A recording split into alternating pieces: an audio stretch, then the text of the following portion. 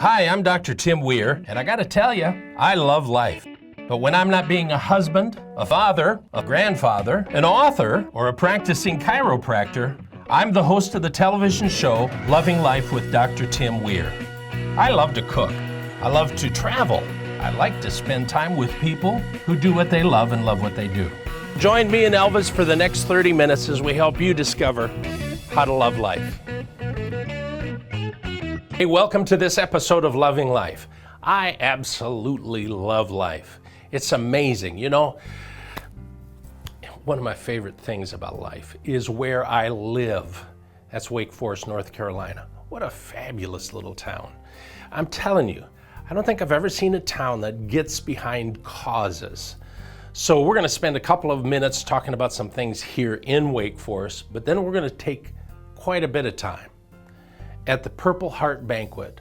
Marty Coward's our host for that. Here are guys and gals who have given up literally life and limb for us to have freedom. So I hope you'll sit back, enjoy hearing about veterans getting their thank you. Let's go. Well, we are talking today about doing what you love and loving what you do, and stepping out of the boat and starting businesses, being in the thing that you love doing. And I'm with Joe O'Keefe today with Wine 101. Joe, thank you for letting me be here today. Well, thanks for coming to see us today. We're happy to have you. So you got into this, you were a great musician and did some stuff like that, and then decided to get out of that. Well, I was working for a startup company out of Manhattan that had its own music technology. And what was nice about that was when I approached that company about 8 years ago and said, hey, you know, we've got kids now, it's, you know, we want to look for a better quality of life, we want to move to North Carolina. They said, well, that's fine. All I need is really the internet in an airport so they can get me to different gigs. And so I stayed with that. I built a recording studio in my house, and I did that for another 5 years, but I found that I missed the people interaction. So as we kind of evolved and decided we were going to stay here in Wake Forest, we realized that there was kind of a vacuum for that. There were other wine shops in the area and they were great, but we were really looking for a place that people could come, learn about wine, hang out a little bit, not feel pressured to particularly, you know, buy anything in particular or whatever. But really, you know, the idea was to create a place where people can come and just relax and hang out. And it happens. We are surrounded by some great local restaurants here right in our plaza, and people do it all the time. They'll grab a sub, or they'll grab some takeout food or some Thai food, and they'll bring it over and sit down and get a glass of wine out of the wine station, or, you know, they can crack open a bottle. We now have beer on tap as well, so they can get a pint of beer and sit down and not feel the pressure of, you know, the tips or the corking fees and all that kind of stuff, but, you know, keep it a little bit more loose. Or most of the time people come over and they do that before they go out to dinner. They'll come over here, they'll do our tasting, maybe half a glass of wine or a half glass of wine, and then they move on to their dinner with their friends. So you have regular tastings then that people can come to? Oh yeah, we have tastings every week, every Friday 5 to 8, and every Saturday 2 to 5. We do most of the pouring ourselves. Sometimes we'll bring in reps to do the pouring, but it depends on what's available. For example, this bottle of wine I just tasted a couple days ago. It's about a $30 Chardonnay from France, and we'll be selling it for about $14.99. So we can get some really good deals like that and share those savings along with the customers. And that's just kind of how we work. I've learned in the 4 years we've been here what people in Wake Forest really like to drink, and try to focus on that and try to, you know, select the wines and the beer, you know, per their tastes and also price points. So I'm not a connoisseur of wine. Most people aren't. How do you tell tastings? I guess you just come to tastings and find something that that's just it. We have a saying here. We say, you know, if you don't like it, that's okay. We're not offended. We didn't make the wine. Right. But in terms of just the overall quality of wine, what I try to get people to do is really take their time. And I preface that by saying, please don't go and do this at a party at a friend's house, because you're going to embarrass yourself or you're going to look snobby. But you go ahead. You really want to swirl the wine. What you're doing is you're burning away some of the initial layer of alcohol there.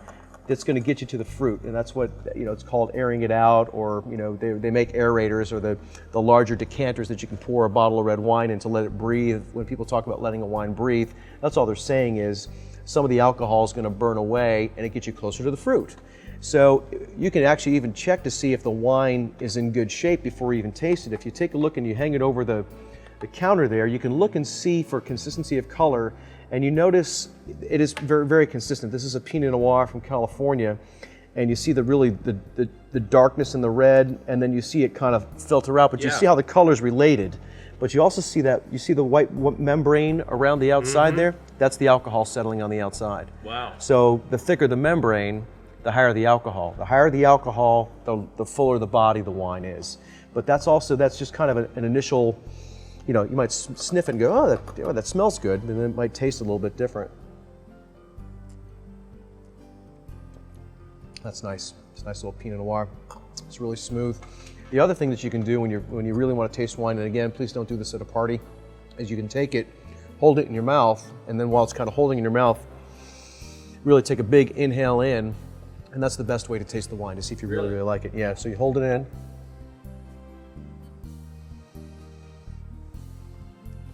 Just let it sit on the tip of your tongue, and then you can make decisions about, like, well, it has a little too much bite, or it had a little bit of burn, or I like the way the fruit was in the front, but I didn't like the way it finished, or hey, how come it burned the sides of my tongue but not the back, and so forth. And different wines and different bodied wines will have that different impact on what you're doing.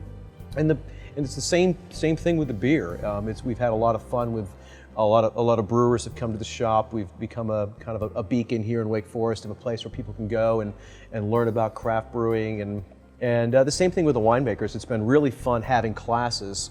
We started a class series last August called Finding the Balance, and the whole idea was to educate people about how to find the wines that they like, and then how to pick those out in restaurants, or pick those out when they're shopping, whether it be a shop like mine or a larger shop, or as they're traveling the world and airports and so on and so forth. So, you know, you sit down at a restaurant, you pay $8, $9, $10, $12 for a glass of wine, and you look at these wine lists, and even someone like myself who's in the business, I open up some of these wine lists, and you know, it's daunting. You know, it's like, geez, this looks very interesting, but I would like to take some time to eat my dinner. So we try to help people, not to necessarily say dumb it down, that's oversimplifying it, but at least allow them to say, you know, I like Pinot Noir from California, so rather than this, they'll just, hey, waiter, waitress, can you just get me a decent glass of Pinot Noir from California that's maybe $8 to $10? Sure. And kind of allows them to kind of, you know, find their comfort zone. And then they'll come back and take pictures and send me emails and saying, oh, I saw this wine out here, and can you get me this? And how much is this? And, you know, do you have this vintage? And so forth. And talking about vintages, what's been really interesting is having winemakers and winery owners come in the store to actually teach some of the classes.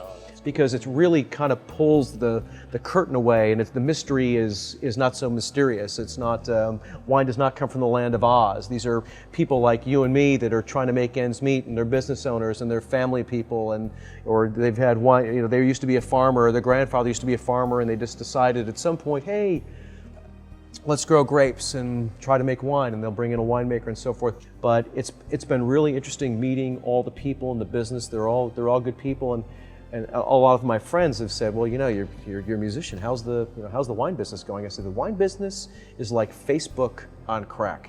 Well, thank you for letting us be here with you. Thanks for coming by and coming to see us, Tim. It's a pleasure to meet you. Listen, if you are looking for something, find people who are passionate about what they do. This guy seems to be passionate about what he does. Find those kind of people, and then you'll find what life is all about. You'll really love life then.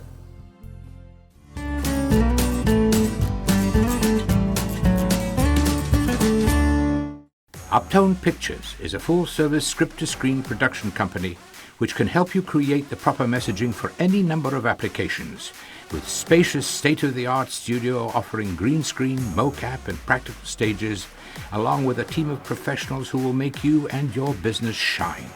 So what are you waiting for? Call us at 919-649-3587 and schedule your appointment today. It's time we put your imagination into motion.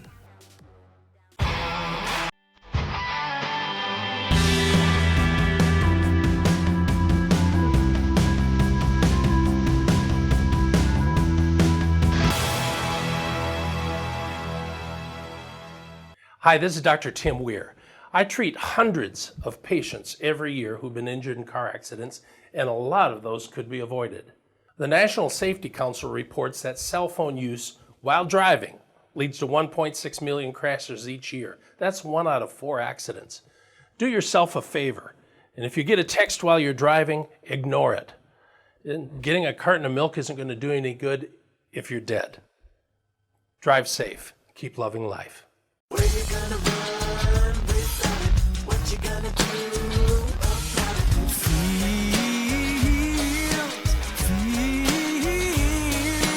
Feel so good. Hi, my name is Anita. I was in an accident with whiplash, medium and lower back pain, and I came to Raleigh Injury Chiropractic, and I believe it was the best thing I ever done. The staff here is wonderful. Dr. Weir is great. I couldn't ask for nothing else better in Raleigh, and I'm glad to be here, and I'm glad to maintain my health. Hey, I'm Dr. Tim Weir. If you want results like Anita, call our office today, 919-790-1332. Call right now.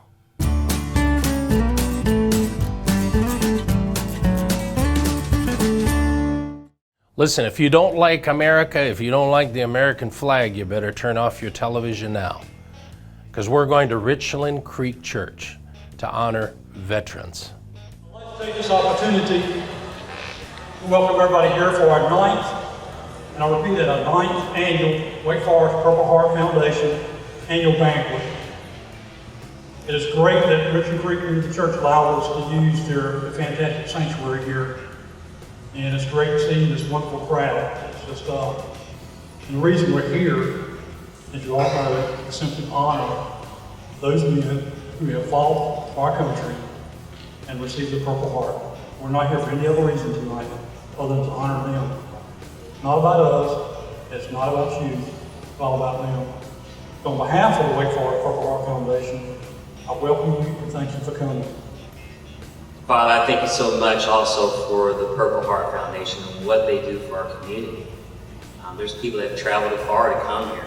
And Father, I just pray that this time that we have today in this place will be a time that is honoring to you, and that is a time that we can lift you up and give you all the praise and glory for what you've done. And I thank you for the recipients that are here today. Father, they didn't ask for this award. This is not something that when we join the military, we say, man, I want a Purple Heart. Father, they've been in combat and they paid a sacrifice. And Father, tonight we are going to honor them as well. This night was filled with honor for men and women who gave their very best for this country.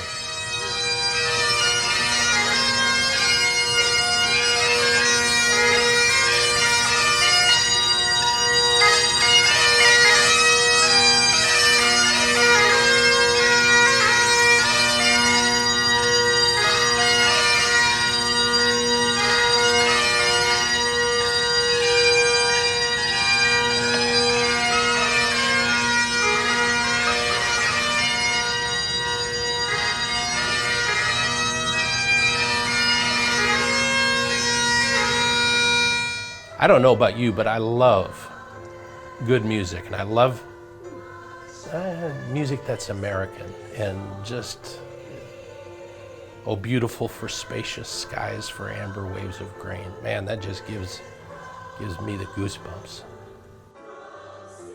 This almost makes you want to stand and salute these men and women who served.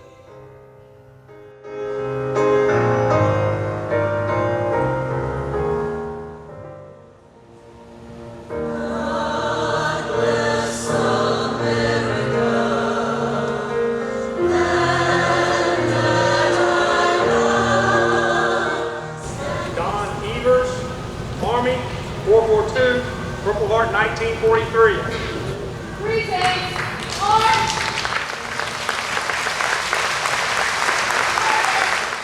442, Purple Heart, 1945. George Hawks, Army, Vietnam, Purple Heart, 1967. Here are these older men and women who served, who are now being served by the younger generation from the Wake Forest High School ROTC, given a gift. And that is a neat concept. Kind of almost the passing of the guard. Michael Cole, Marines, Vietnam, Purple Heart 1967, 2 Purple Hearts in 1968. From the mountains to the valleys to the oceans, like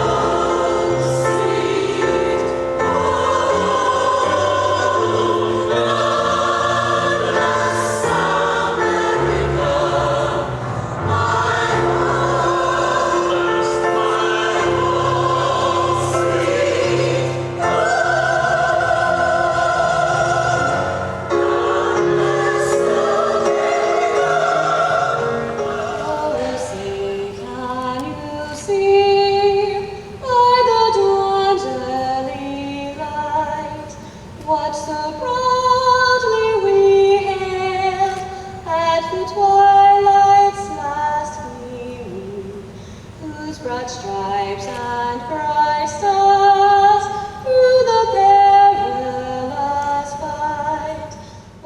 Can you imagine doing something huge and nobody ever thanking you? Here are these men and women who served, and many of them came back and nobody ever said thanks. Nobody ever said we're proud of you. So this night is set aside to do just that, to thank these men and women for their service. Oh, say does that star-spangled banner yet wave o'er the land of the free and the home of the brave?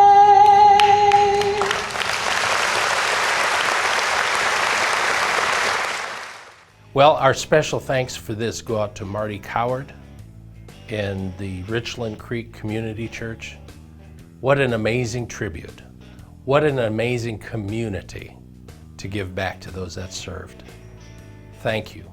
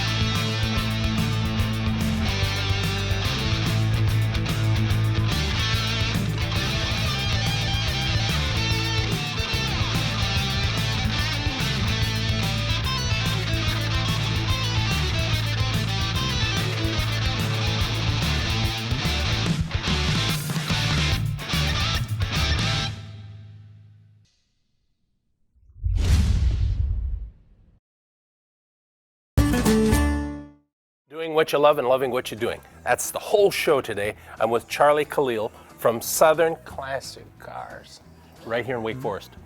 Charlie, you've been here in this location 5 years. Almost 5 years. Yes. How did you get into doing this? Oh gosh, back in the early 70s, just buying classic cars. Just keep it. I've had classic cars all my life. I was actually in the grocery business for like 39 years, but after retiring, I took over a business downtown for Scott Brown, Wake Forest Classic Cars, and run it for 3 years. And I wanted to take the business to the next level. The other building would only hold 15 cars. This building holds 62 cars. Wow. So you said, did you get old cars and redo them? Is that what you did? I used to, yes. But today it's easier to find a classic car already built, already done, a lot cheaper than trying to restore a car today. And you love doing this, don't you? I love doing it, yes. That is so cool. Yes. That is really cool. And here's an important, I just picked up on this. You retired, but you didn't stop. Right.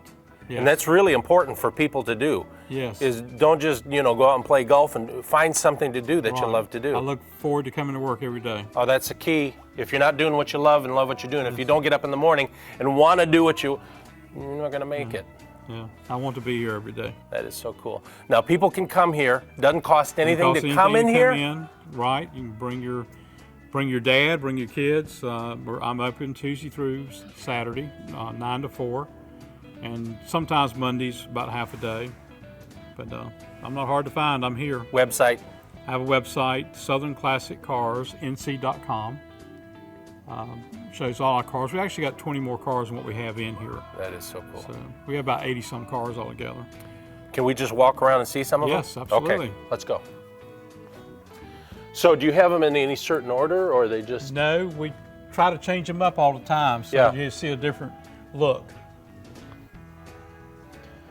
My brother used to have one of these Model Ts, is that right? That's a Model T, 1931. Wow.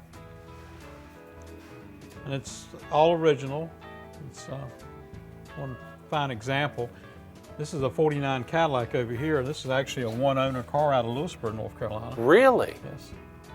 Great condition. Kind of average paint job, but really runs out good. This one we just got yesterday. 71 Volkswagen. Does It's it been have restored, that? And it's, My mother used to have one like this, except it had that auto shift thing on it. I don't know how she ever drove that thing. She could barely drive a regular wow. car. it's kind of amazing that, back in the 70s, like 1 out of 4 cars was a Volkswagen.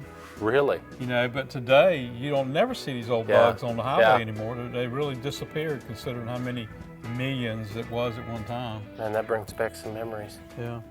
And this is a good thing to do. Just come and get some memories for those of us who are baby boomers or whatever they call us now. I forget what they call This us. is one of my favorite cars in here. This is a 1941 Lincoln. This has original paint, original interior. This car come out of Hillsborough, North Carolina. If you ever heard of the Craig Manor, it burnt down in 1991. There Okay. was 2 school teachers, and they bought a pair of these in 1941. Oh my God. And a friend of mine who went to school in Durham actually rode in this car when he was a teenager. Lord have mercy, isn't Yeah. that cool? This is just a cool place to come. You never know what you'll find in here. We got 2 Rolls Rolls Royces Royce? over here. Wow. We're not just classic cars. We do a variety of different cars. Shelby. This is 2008. That's the newest thing in here at the moment. Usually I keep something kind Yeah. of on the new side once in a while. And the old Corvettes. Man, We sell more Corvettes than we do anything here. Always a good market for Corvettes. cool. Well, I didn't tell you this. I'm just being in here kind of has stirred up some juices, so I'm gonna leave here and go to Spinner's Grill because that's the old 50s type grill. I eat there quite often. Thanks for having us. Oh, thank you. Please come back. Stay tuned, I'm gonna be right back.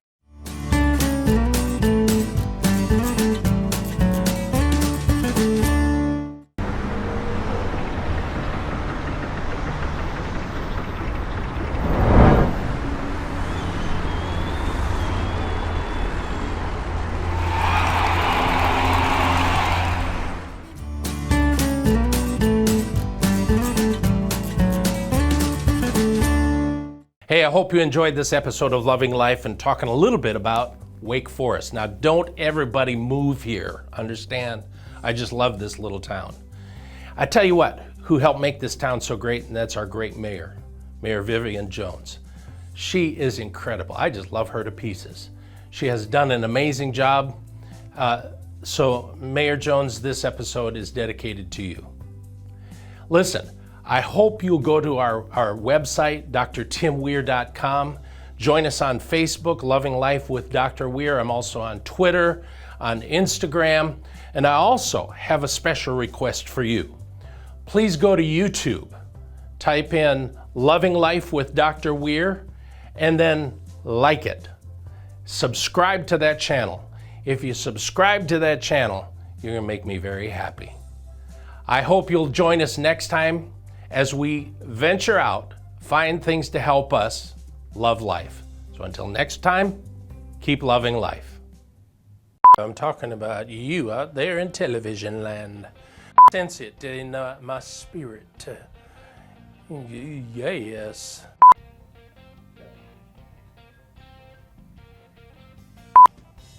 Okay.